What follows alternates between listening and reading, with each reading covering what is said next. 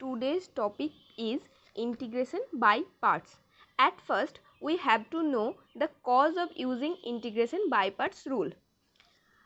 And the answer is when integrals are involved in more than one type of function. That is, if there are two functions.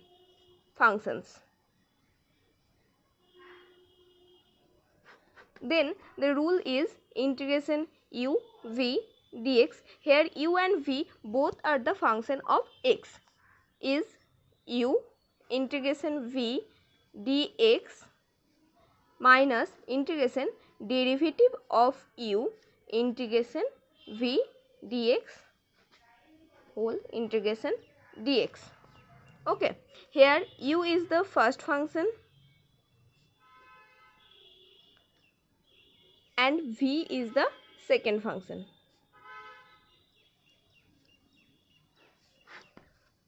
Now we have to know how we choose the first function and the second function. Rules are: number 1, if there are one function which is not directly integrable. Directly integrable.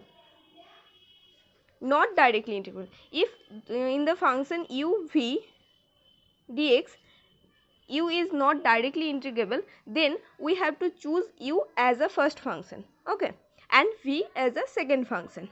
And the example of that type of function is integration log x, sin inverse x, cos inverse x, okay, etc. And the second method is if there are there are one function only, and in this case we have to use the unity as a second function. That is, if we want to integrate sin inverse x dx, here sin inverse x is the first function and 1 is the second function, okay. And the third method is if both function is directly integrable, that is u and v are both directly integrable, okay.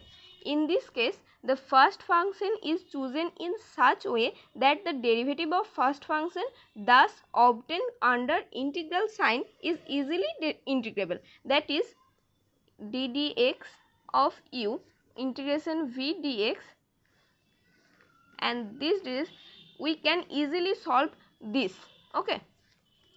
Usually we use the rule L I A T E, that is L for logarithmic,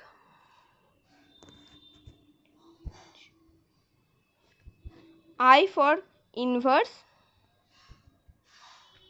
A for algebraic, T for trigonometric,